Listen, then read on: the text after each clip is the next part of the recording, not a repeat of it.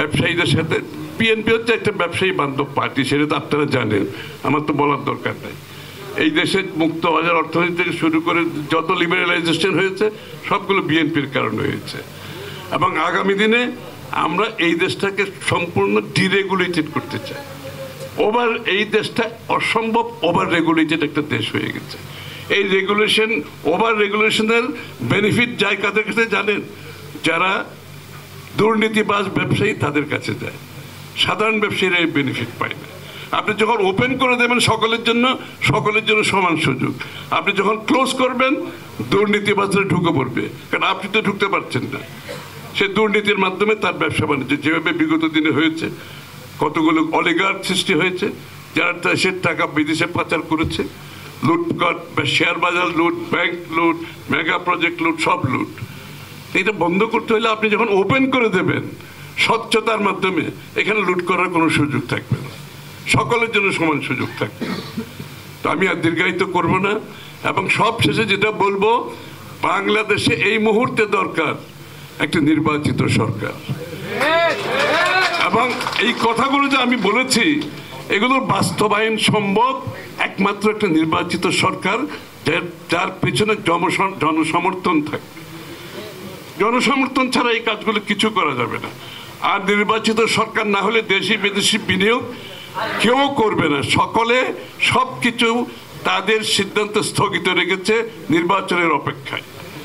এখানে বিদেশ থেকে যারা আসে আমাদেরকে জিজ্ঞেস করে, ওয়েন ইজ ইউর ইলেকশন, আপনার নির্বাচনটা কবে বলেন। সব কথা শোনার পরে বলে যে আপনার নির্বাচনটা কবে বলেন। কারণ তারা তো ইন্টেরিয়াম অন্তর্বর্তীকালীন সরকারের সাথে এত বড় একটা কমিটমেন্টে কেউ যাবে না। তাদের স্বল্প মধ্য দীর্ঘমেয়াদী পরিকল্পনার মাধ্যমে বিনিয়োগ হয়। এটা তো কোনো অন্তর্বর্তী সরকারের কাজ না। সুতরাং সবাই বসে আছে হাত তুলে, সবাই অপেক্ষা করছে আপনার নির্বাচনের জন্য। একটা দিন আমরা নষ্ট করছি অনির্বাচিত সরকারের অনুপস্থিতিতে। এক দিন আমরা পিছিয়ে যাচ্ছি, রাজনৈতিকভাবে পিছিয়ে যাচ্ছি, অর্থনৈতিকভাবে পিছিয়ে যাচ্ছি, সামাজিকভাবে পিছিয়ে যাচ্ছি, পদে পদে আমরা পিছিয়ে যাচ্ছি। একটা দিন আমাদের নিম্ন গতির দিকে আমরা যাচ্ছি। এই জন্য আজকে আপনাদেরকেও সবাইকে শক্তিশালীভাবে বলতে হবে, আমরা নির্বাচিত সরকার চাই যারা জনগণের কাছে জবাবদিহি, যারা জনগণের কাছে দায়বদ্ধ। এর বাইরে অন্য কোনো সরকারের তো কোনো দায়বদ্ধতা নেই, কোনো জবাবদিহিতা নেই। এবং সরকার এখানে, জনগণ এখানে, মাঝখানে যে সেতু, সেই সেতু বন্ধন হচ্ছে নির্বাচিত প্রতিনিধিরা। তারা আজকে নাই, যে কারণে কেউ কাজ করছে না। পুলিশ কাজ করছে না, সরকারি কর্মকর্তারা কাজ করছে না, কোনো জায়গায় কোনো সিদ্ধান্ত দেওয়া হচ্ছে না, হবে না। এই জন্য আমি তাদেরকে দোষারোপ করছি না। এটা ইন্টেরিয়াম সরকারের কাজ না, আমি কাউকে দোষারোপ করছি না। আমি চাই বাংলাদেশের জনগণের ভোটে নির্বাচিত সরকারের মাধ্যমে যত তাড়াতাড়ি সম্ভব দ্রুত নির্বাচনের মাধ্যমে বাংলাদেশকে গণতান্ত্রিক প্রক্রিয়ার মধ্যে নিয়ে আসতে হবে। জনগণের মালিকানার প্রতিফলন ঘটাতে হবে, যার জন্য আমরা গত 17 বছর যুদ্ধ করেছি, প্রাণ দিয়েছি, জেল খেটেছি। সুতরাং মালিকানা জনগণের হাতে ফিরিয়ে দেবেন।